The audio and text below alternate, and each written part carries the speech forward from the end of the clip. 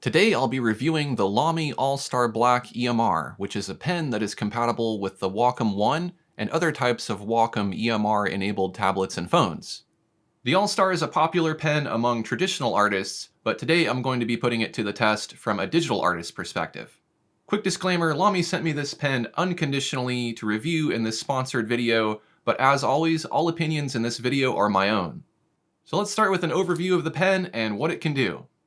The All-Star Black EMR is based on the rollerball version of the All-Star, which is widely used for handwriting and inking. The All-Star EMR brings the familiar feel of an analog pen to the digital domain with a build that feels more like a traditional pen than a stylus. Gone are the rollerball tip and ink cartridges, which have been replaced with a standard plastic nib and battery-free EMR technology.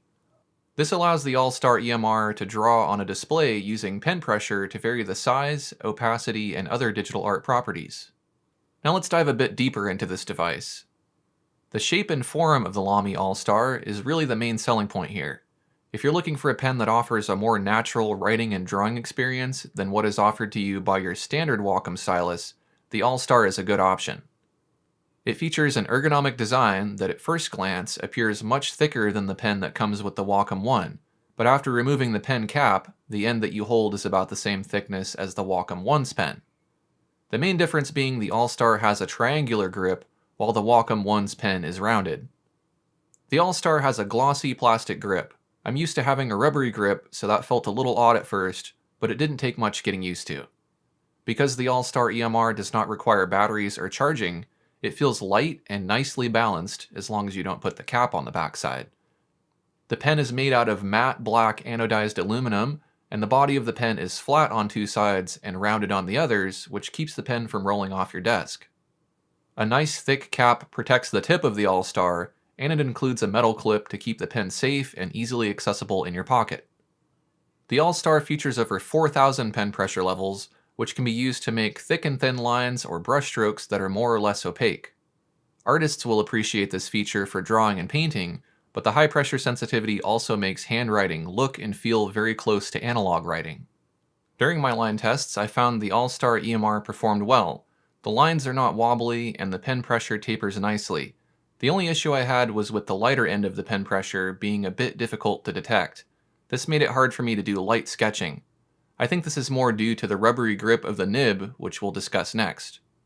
The nib, or the tip of the pen, is 0.7 millimeters thick, which is perfect for both writing and drawing. The nibs on the All-Star have more of a rubbery feeling grip on the surface of the display compared to the standard Wacom nibs, which feel more slippery on the Wacom One. This has a tendency to make it more difficult to draw with very light pressure, as the friction causes the pen to skip along the surface. However, the added friction does add some stability to medium and heavy pressure strokes, which does feel nice if you're inking or taking notes.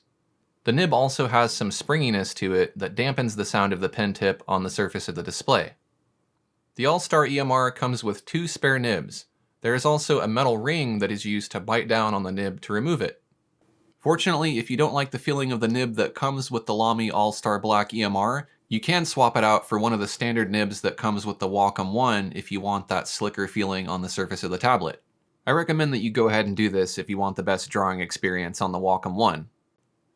Pen tilt is supported on the All-Star Black EMR, which will let you shade with the side of your pencil in apps that support pen tilt. I find that when you tilt the default nib, it has too much friction and it makes it difficult to draw, so definitely swap the nib out for one of the Wacom One nibs if you're going to be shading like this. On the grip of the pen is a small button that may be able to be programmed within your art or writing application to perform a function. For example, it may be used to invoke an erasing mode.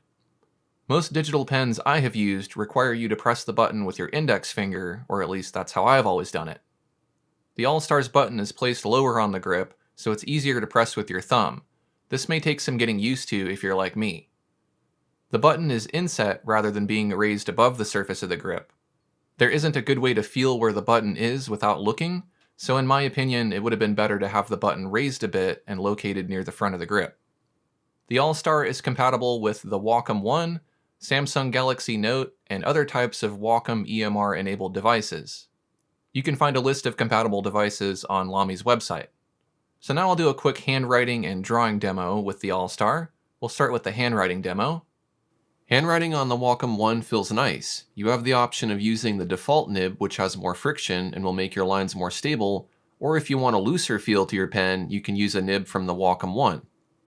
Moving on to the drawing demo, drawing with the All-Star feels comfortable even during long drawing sessions. I did this quick doodle from imagination here, just drawing in pencil first and then going over it with ink. So as you can see, I'm able to use this pen not only as an ink pen, but also as a pencil or a paintbrush, and it also works well for navigating my computer. The All-Star EMR is an excellent pen for handwriting, painting, and inking.